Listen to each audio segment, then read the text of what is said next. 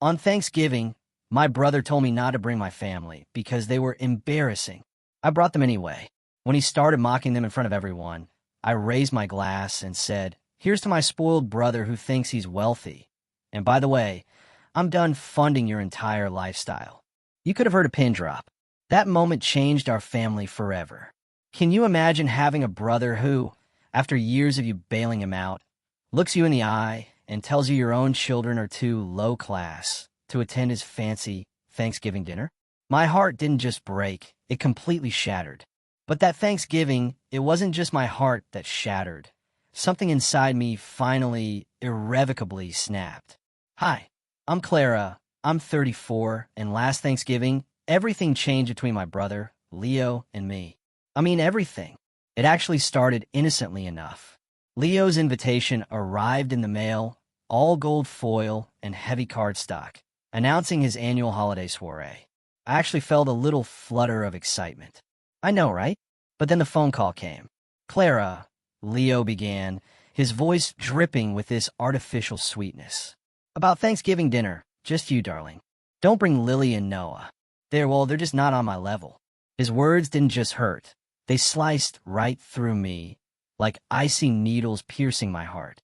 15 years. Can you believe it? 15 years of me supporting his extravagant lifestyle, working double shifts as a pediatric nurse, raising my two incredible kids on my own. And this was my thanks. I knew right then, in that moment, I had a monumental decision to make. You see, I've always been the responsible one. While my younger brother Leo chased dreams of luxury and social climbing, I built a life centered on what truly mattered. My children, Lily, who's 10, and Noah, who's 8. They're my entire world. Our modest 3-bedroom rental might never grace the pages of a magazine, but it's absolutely bursting with laughter, sticky fingerprints, and an abundance of love. As a pediatric nurse at County General, I often pull those grueling double shifts. It's exhausting, truly. But seeing Lily and Noah thrive, knowing I'm providing for them, makes every single weary hour absolutely worth it. Leo and I, we took wildly different paths from day one. We grew up sharing a bedroom in suburban Michigan, floral wallpaper, bunk beds, but we might as well have been from different planets. I hoarded my allowance for books for college. Leo, every single penny went to fashion magazines and status symbols. I can still vividly hear his 16-year-old declaration. "I'm going to marry rich and never worry about money again." Our parents, bless their hearts, were hardworking teachers. They instilled in us the value of education, compassion, hard work. They'd exchange worried glances whenever Leo made such pronouncements. Dad would gently remind us that character outlasts possessions. Mom always emphasized that true success comes from contribution, not acquisition. Those lessons became the bedrock of my life. For Leo, they seemed to just bounce right off. After college, where I'd hustled through nursing on scholarships and worked every part-time job imaginable, I started my career. I met Mark, who became the father of my children. Our relationship didn't last. He wasn't ready for the responsibilities of a family. But he gave me Lily and Noah, two of the greatest gifts I could ever ask for before moving across the country. He sends child support checks sometimes when he remembers, but we've learned to manage without ever really counting on them. Meanwhile, Leo, he dropped out of community college pretty quickly after meeting Marcus, the son of a wildly successful real estate developer. Their whirlwind romance led to a lavish wedding that our parents couldn't even dream of contributing much toward. I still remember emptying my entire modest savings just to help pay for the flowers. The flowers Leo simply insisted he needed for his extravagant nuptials. He promised to pay me back someday. That day never, ever came. Instead, a pattern emerged. Leo would call me sometimes in a panic about an overdue credit card bill, claiming it would ruin his reputation. Or he'd mention ever so casually how embarrassed he'd be if he couldn't join Marcus's colleagues' wives for their exclusive spa weekend or a golf trip. Each time, I'd transfer the money, always with the understanding that it was just until things settled. But of course, things never settled. Over those 15 years, I funneled nearly $60,000 of my hard-earned money into maintaining my brother's meticulously crafted facade. Why did I do it? It's complicated. Part of me still saw the terrified little boy who'd climb in my bed during thunderstorms.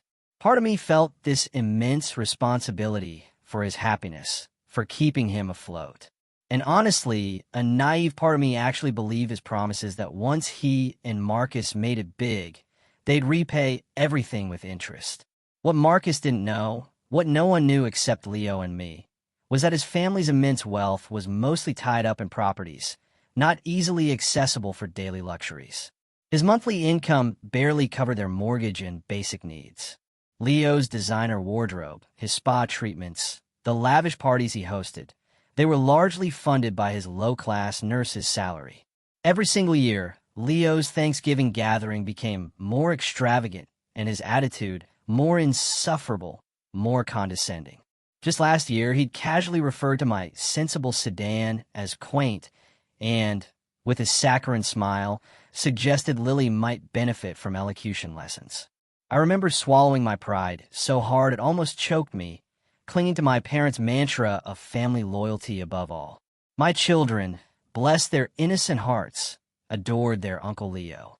Despite everything, they only saw the glamorous man who gave them extravagant gifts and lived in what they believed was a real-life mansion.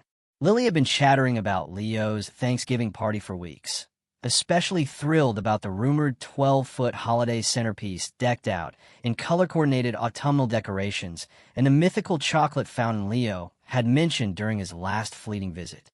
Noah, my sweet boy, had proudly crafted a special ornament for his uncle's holiday decor in art class, a clay turkey painstakingly painted in rich fall colors with glitter dusting its edges. He'd wrapped it so carefully in tissue paper, asking me over and over, "Do you think Uncle Leo will really like it, Mom?" "He likes fancy things," he'd added, his small face serious as he added yet another protective layer of tissue. The infamous invitation, that thick cream cardstock with its obnoxious gold embossing, had arrived in early November.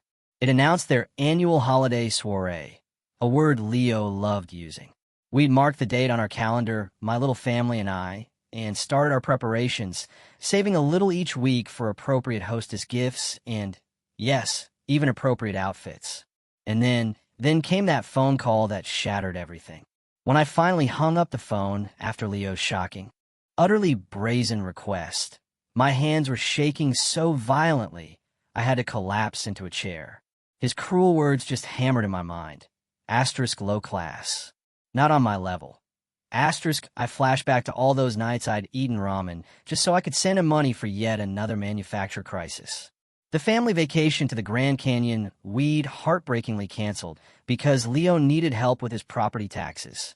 The second job I'd secretly taken, cleaning medical offices on weekends when Marcus's company had a temporary downer and Leo simply couldn't do without. My first instinct? To call him back and tell him exactly where he could put his glossy, gold-embossed Thanksgiving invitation. But instead, I texted my best friend Sarah, who showed up at my door with a bottle of wine minutes after a shift at the hospital where we both worked. "What?" Sarah exclaimed, pouring us both a generous, much-needed glass. "After everything you've done for him, Clara, you need to cut him off completely." It's not that simple," I sighed, glancing toward Lily and Noah's bedrooms where they were quietly doing their homework. They adore their uncle, and despite everything, he's still my brother. Sarah just shook her head, a familiar exasperation on her face. "Your brother is taking advantage of you, Clara. He has been for years. You work 60-hour weeks while he's posting filtered Instagram photos from luxury resorts." I know. I admitted, the truth a bitter taste in my mouth. But family is family. Mom and Dad always taught us to stick together. Your parents also taught you about dignity and self-respect, Clara, Sarah countered, her voice firm. Would they want you to be treated this way? That question, it lingered. It gnawed at me long after Sarah left, echoing in the quiet of my small home. The very next morning, my heart ached when I found Lily tracing the red star we'd marked on the calendar, counting down the days to Leo's party. "How many more sleeps, Mom?" she asked, her eyes shining. I want to see if his pool is frozen again like last year. Noah joined us, clutching his carefully wrapped ornament. Do you think Uncle Marcus will do the scavenger hunt again? I almost found a golden candy cane last time. Their innocent excitement, their pure, unadulterated joy made my decision 1,000 times harder. How could I possibly crush their spirits? How could I tell them we weren't welcome? That their own uncle thought they weren't good enough? That the thoughtful presents they'd helped me pick out, a beautiful handcrafted scarf for Leo, a special fishing book for Marcus, weren't sophisticated enough for his impossible standards? That evening, I pulled out a dusty memory box. Inside, a treasure trove of photos. Leo and me building sandcastles at Lake Michigan, riding bikes with streamers on handlebars, opening presents in matching pajamas. Our childhood innocence captured forever. When, I wonder, my fingers tracing old images. When had money and status twisted him so completely that they overshadowed all these precious shared memories. Then my father's words echoed in my mind. The words he'd spoken when Leo first announced he was marrying Marcus. Just remember who you are, sweetheart. Where you come from. Money changes circumstances, not character. Dad had been gone 5 years now. Mom 3. What would they tell me to do in this impossible situation? The answer, surprisingly, came with crystal clarity. They would tell me to stand up for myself, to stand up for my children, but also to always leave the door open for reconciliation, for the possibility of family. That night, my resolve hardened. My decision was made. We would attend the Thanksgiving gathering, all 3 of us. If Leo wanted to make a scene in front of his carefully curated high society friends, then that would be his choice. But I would no longer enable his ridiculous delusion of grandeur at the expense of my children's dignity or, more importantly, my own self-respect. The next 2 weeks were a whirlwind of meticulous preparation. I used my holiday bonus, a modest sum, but a bonus nonetheless, to buy Lily a beautiful emerald green dress that made her eyes absolutely sparkle. For Noah, I found a handsome little suit at a consignment shop. It looked brand new, unworn. I even splurged on having their outfits professionally pressed and scheduled appointments at the salon where my friend Lisa worked for proper, party-ready haircuts. For myself, I chose a simple black cocktail dress I'd worn to a hospital fundraiser, adding a statement necklace Sarah had insisted on lending me. If you're going into battle, you need proper armor, she declared, fastening the sparkling pendant around my neck. I also carefully prepared the children. I explained gently that sometimes adults have disagreements, but that didn't mean they should worry. And Uncle Leo is very particular about his home. I told them during one of our family dinners, so we'll need to use our very best manners. And if he seems upset about something, remember that's not about you, okay? That's grown-up stuff. Is Uncle Leo mad at us? Noah asked, his brow furrowed with concern, his small voice full of anxiety. No, sweetheart, I replied, trying to keep my voice light. Uncle Leo just has a different way of doing things. But we're family, and family shows up for each other, even when it's hard. Lily, perceptive far beyond her years, studied my face intently. Are you and Uncle Leo fighting, Mom? I chose my words carefully. We have different ideas about something, sweetie, but that's okay. People can disagree and still love each other. As Thanksgiving approached, my anxiety levels skyrocketed. I rehearsed every potential scenario in my mind, preparing my responses to whatever Leo might say or do. I reminded myself of all the difficult families I'd handled as a nurse, maintaining my professionalism even when emotions ran brutally high. I could do this. For my children, for myself, and yes, even for Leo, who, somewhere deep beneath his designer clothes and crushing status anxiety, was still my little brother. The night before the party, I checked our hostess gifts one last time. The handmade scarf for Leo, wrapped in silver paper with a blue velvet bow. Marcus's fishing book, accompanied by a selection of hand-tied flies I'd found at a specialty shop. He'd mentioned wanting to learn fly fishing last year. And for their opulent home, a hand-blown glass ornament from a local artist. Not expensive, but truly thoughtful and unique. I barely slept that night, my mind racing through every possible outcome of our uninvited appearance at Leo's soiree. By morning, though, a strange calm had settled over me. I'd made peace with whatever might happen. We were going. We were showing up. Heads held high, dignity intact, ready to celebrate Thanksgiving as a family, whether Leo approved or not. On Thanksgiving Eve, the imposing iron gates of Leo and Marcus's estate loomed before us. Fresh snow had fallen overnight, transforming the sprawling 5-acre property into something straight out of a glossy holiday card. A pristine white blanketed the rolling lawns, and evergreen trees dotted the landscape, each one perfectly wrapped in twinkling white lights. A team of workers was already clearing the circular driveway as we approached the 3-story Georgia mansion. Wow, Lily breathed, her face pressed against the car window. It's like a castle. Noah clutched his wrapped ornament tighter. Do real princesses live in houses like this? Just your Uncle Leo, I replied, trying to keep my tone light as I parked behind a line of luxury vehicles. Mercedes, BMWs, and a Bentley I recognized as belonging to Marcus's father. The mansion's facade was decorated with professional, almost sterile precision, garlands framing every window, life-sized nutcrackers flanking the massive front door, and a tasteful, albeit overwhelming, arrangement of poinsettias cascading down the stone steps. I'd seen similar displays in architectural magazines, but never this up close. Lily and Noah clambered out of the car, their excitement palpable, carefully navigating the cleared pathway in their brand-new dress shoes. I followed more slowly, balancing our gifts and a homemade cranberry bread I'd baked that morning, a recipe from our mother that Leo had always adored as a child. Before we could even ring the bell, the massive oak door swung open. There stood Leo, breathtakingly sharp in a crimson designer suit that probably cost more than 3 months of my mortgage payments. His perfect hair was impeccably styled, and a diamond stud sparkled at his ear.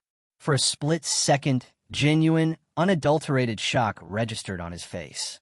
Then he quickly composed himself into a tight, almost painful smile. "Clara," he said, his voice artificially bright.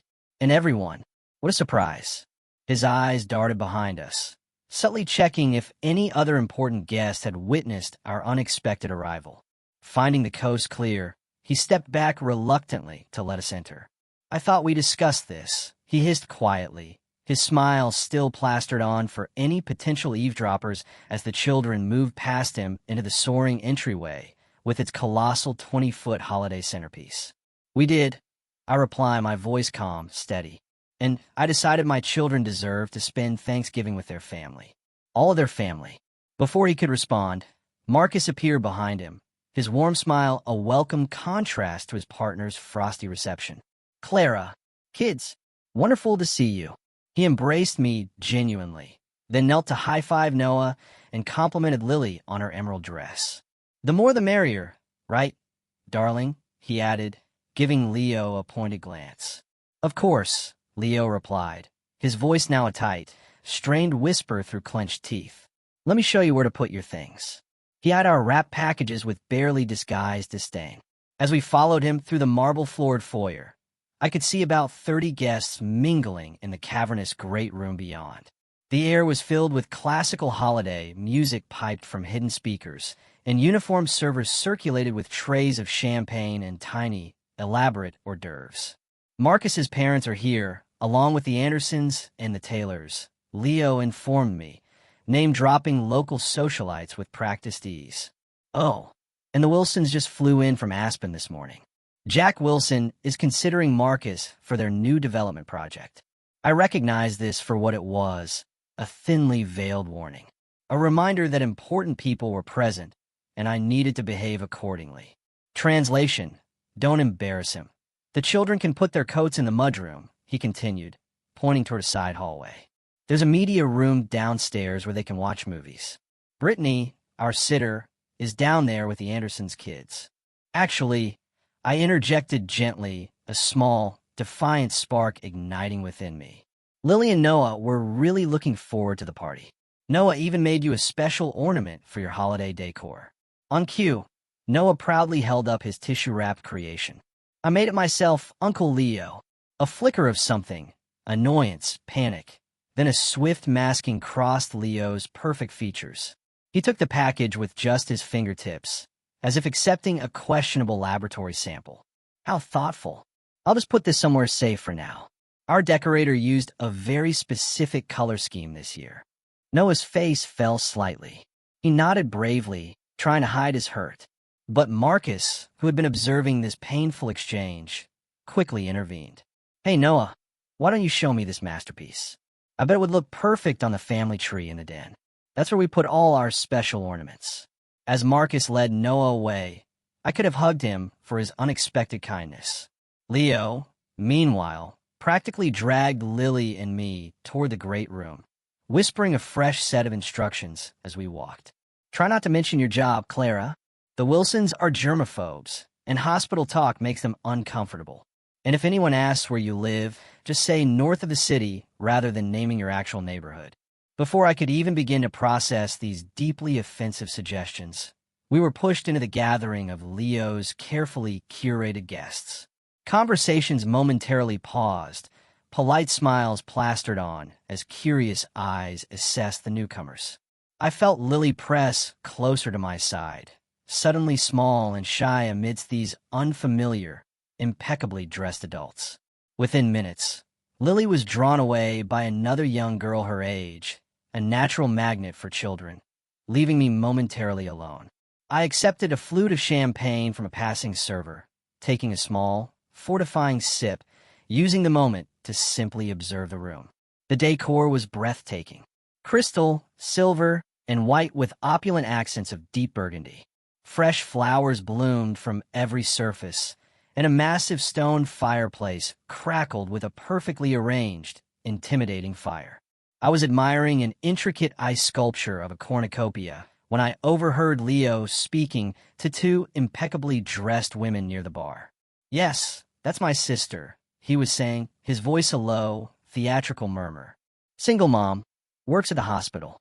I try to include her when I can, charity begins at home and all that. The women nodded sympathetically, one even patting Leo's arm in apparent admiration of his generosity. I felt my cheeks burn with indignant heat, but I stubbornly maintained my composure, remembering my purpose for being here. This wasn't about me. It was about my children experiencing a family Thanksgiving, about them learning that they were worthy of respect, regardless of our zip code or the price tag on their clothes. After about 30 excruciating minutes of polite small talk with various guests, most of whom looked genuinely surprised to learn Leo even had a sister, I excused myself to check on my kids. I found Lily, my sweet, nurturing Lily, helping younger children with a craft project. Her patient instructions a testament to her kind spirit. Noah was in the wood-paneled den, proudly showing Marcus's father his special ornament, now hanging prominently on a smaller, more intimate holiday tree. As I watched them, a shadow fell over me. Leo, I heard his voice curt, almost a snarl as he guided me into a nearby powder room and swiftly closed the door. What were you thinking? Showing up after what I told you? He demanded, arms rigidly crossed over his impossibly expensive designer suit. I was thinking that family doesn't exclude family from Thanksgiving. I replied, my voice remarkably even, considering the volcano erupting inside me, and that my children deserve better than to be deemed low class by their own uncle. You know what I meant, he huffed, his eyes flashing. This is an important night for Marcus's business connections. I need everything to be perfect, and we're imperfect. How exactly are we imperfect? I challenged him. Because we don't wear designer labels? Because Noah's ornament doesn't match your meticulous color scheme? Don't be so dramatic, Clara. Leo rolled his eyes. You know how these things work. Appearances matter. To who, Leo? To these people you're trying so desperately to impress? Do they know that half your appearances are actually funded by your nurse sister's salary? His eyes widened in genuine alarm. Keep your voice down. And that's not fair. I've had some temporary cash flow issues. That's all. 15 years of temporary issues. I pointed out, my voice dangerously calm. But we're not discussing that now. We're here as family. The children are behaving beautifully and will continue to do so. I suggest you do the same. Without waiting for a stunned response, I opened the door and walked back out into the party. My heart was pounding like a drum, but my resolve was stronger than ever. Whatever manipulative game Leo was playing, I was no longer a willing participant. At 7 o'clock, a server gently struck a crystal chime, signaling that dinner was ready. Guests began migrating toward the formal dining room, where a table that could comfortably seat 30 was arranged with a precision that would impress a military general. Fine china, gleaming sterling silver, and sparkling crystal glassware caught the light of an antique chandelier. Each place setting included 3 wine glasses, multiple forks, and a beautifully hand-calligraphed name card. It was then, with a sharp pang, that I noticed there were no place cards for Lily, Noah, or me. Leo approached, feigning dismay at the oversight. "Oh dear, it seems our calligrapher didn't prepare cards for you, Clara, since you weren't on the original guest list." He said it loudly enough for nearby guests to hear. A cruel, subtle jab. "Let me just rearrange things," he added, again, loud enough for an audience. Marcus, bless his heart, intervened smoothly. "No problem at all. Kids, would you like to sit by me?" And Clara, "There's plenty of room between Mrs. Wilson and my mother." As we settled into our assigned seats, mine between 2 older women who regarded me with polite, if slightly bewildered curiosity, I noticed Leo whispering to a server.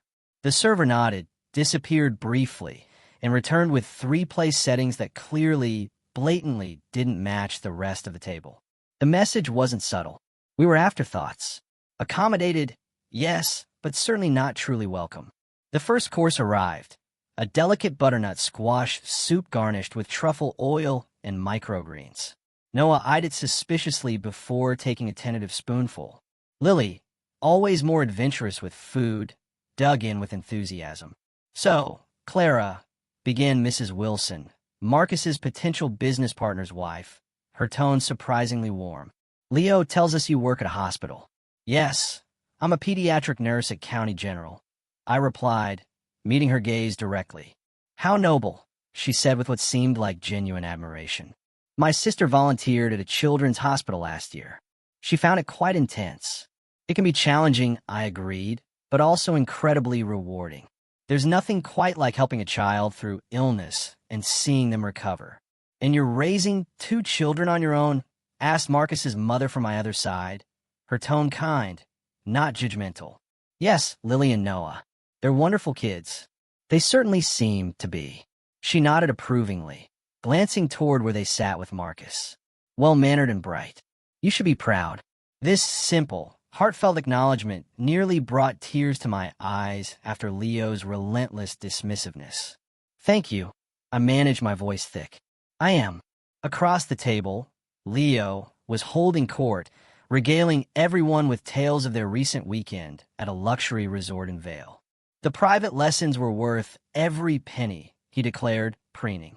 "The instructor used to train Olympic athletes." "Speaking of expense," interjected a man I recognized as Marcus's college friend. "How's that investment opportunity Marcus mentioned last month? Did you decide to buy in?" Marcus looked momentarily uncomfortable. "We're still considering our options. The timing might not be right with the new pool house renovations."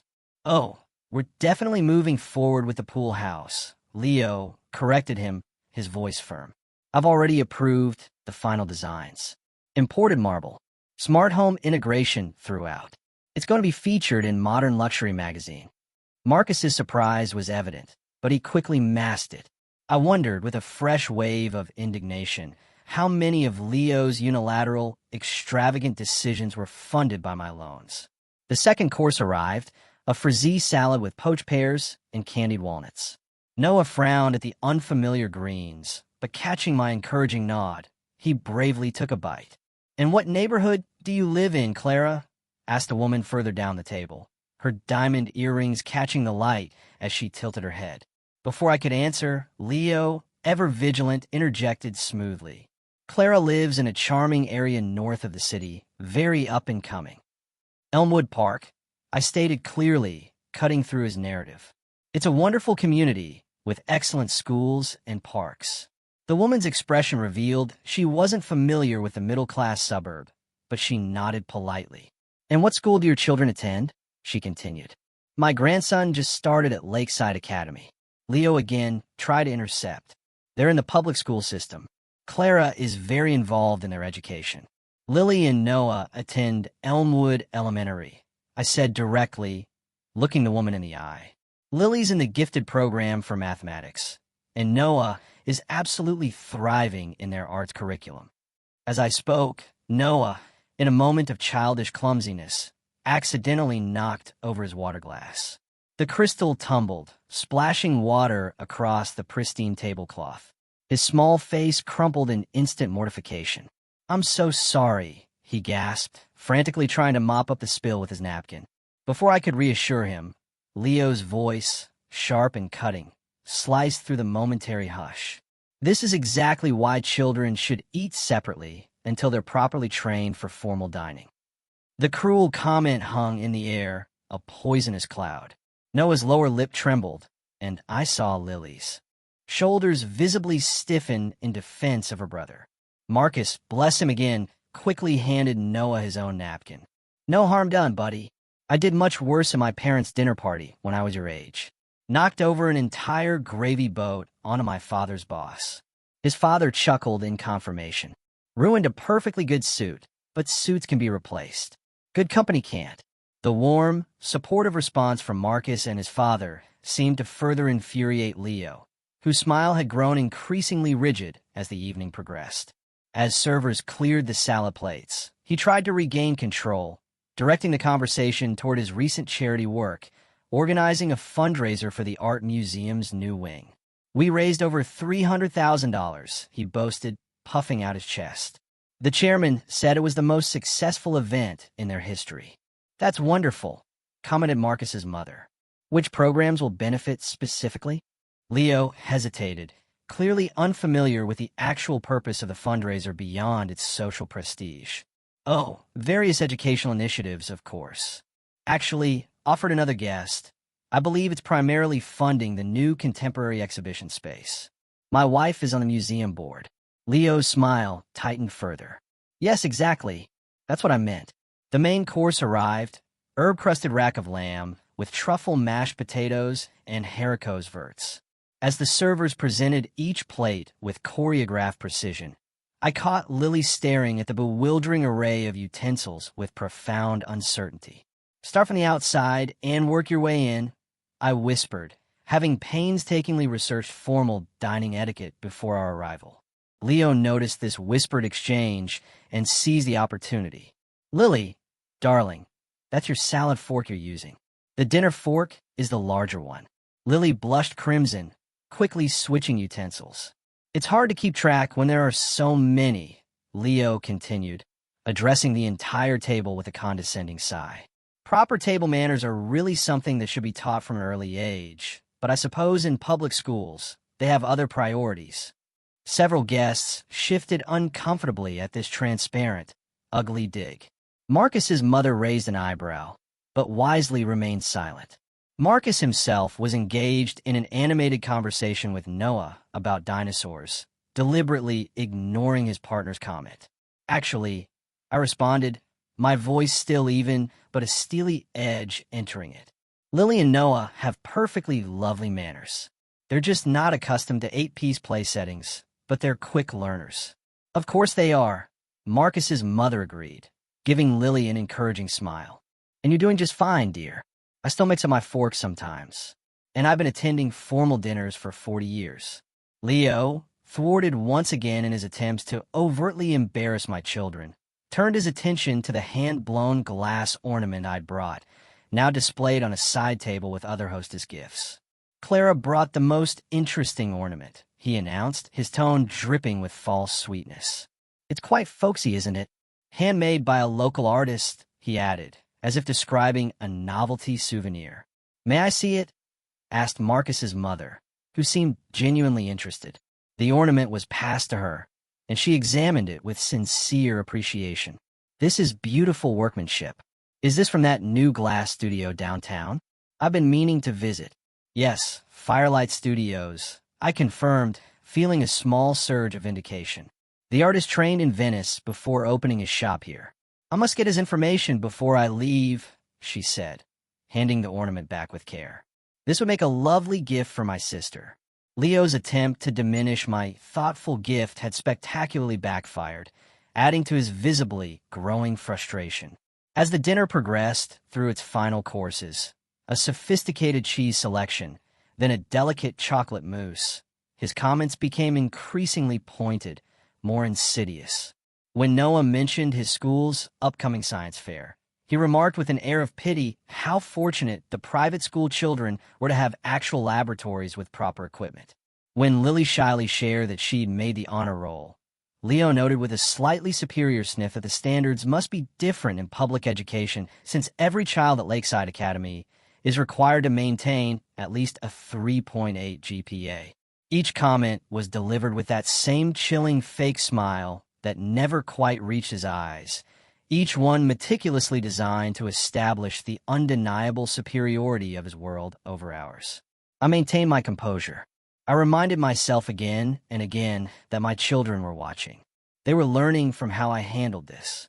But as I observed Lily's gradually wilting posture, her proud shoulders slumping, and Noah's increasingly forced, desperate smile, something profound shifted inside me. The accumulation of years of accepting Leo's casual condescension, of unknowingly financing his delusions, of prioritizing family peace over my own personal dignity. It all crystallized into a sudden, undeniable, blinding resolve. This was the absolute final straw. When Leo mockingly praised Noah's department store suit as adorable, and then, with a barely concealed sneer, suggested I consider the children's consignment shop, where struggling families find nice second-hand clothes. I saw it, the tears forming slowly, painfully in my son's innocent eyes. And in that precise, agonizing moment, I knew the time for polite tolerance was irrevocably over. Done. Finished. I stood up slowly, smoothing my dress with a deliberate, almost terrifying calmness. "Excuse me," I said, my voice steady, resonant, filling the sudden hush in the room. "I'd like to propose a toast." The room quieted completely. Guests turned towards me, some looking curious, others profoundly uncomfortable. Leo's face, for the first time all night, registered genuine alarm. A server almost instinctively handed me a champagne flute. "First," I began, my gaze sweeping over the silent faces, "I want to thank Leo and Marcus for including us in their truly beautiful Thanksgiving celebration." I paused, letting the words hang in the air. Family gatherings are precious, especially during the holidays. Leo's expression relaxed slightly, a flicker of relief crossing his features. He probably thought I was going to smooth things over. "And now," I continued, my voice unwavering, "I'd like to toast my brother." I turned my gaze directly to Leo, holding it firm. To Leo, who has created this impressive life for himself and has always had such discerning taste. Murmurs of agreement rippled through the room. Leo, misinterpreting the moment entirely, actually smiled triumphantly. "Such discerning taste, in fact," I continued, my voice now dropping to a chillingly precise tone, "that maintaining it has cost approximately $4,000 a month for the past 15 years. The room fell utterly, shockingly silent. Leo's triumphant smile froze, then slowly melted into an expression of utter disbelief and horror. "You see," I explained conversationally, addressing the stunned faces around me. "While Leo has been sharing these charming stories about my supposedly humble life, he's conveniently neglected to mention that his designer wardrobe, his spa memberships, his luxury vacations, and frankly, many of the opulent furnishings in this beautiful home have been quite generously subsidized by his low-class sister, the nurse. The one who apparently isn't quite good enough to attend his Thanksgiving dinner." Gasps. Uncomfortable shifting. A cacophony of whispers suddenly filled the room. Marcus's face showed complete confusion. Then a slow, dawning comprehension, a look of utter betrayal. "For those of you who are mathematically inclined," I continued, my voice still calmly detached, "that's approximately $720,000 over 15 years. Money that perhaps could have gone toward my children's college funds or maybe even purchasing a home in a neighborhood Leo might find more acceptable. I pulled out my phone, navigating to my banking app. I have records, I stated, holding it up, of every single transfer, every bill paid, every credit card statement covered when Leo called in a panic because his card was declined at Neiman Marcus or the spa. Clara, stop it, Leo hissed, his face now drained of all color, his voice barely a breath. You're embarrassing yourself. No, Leo,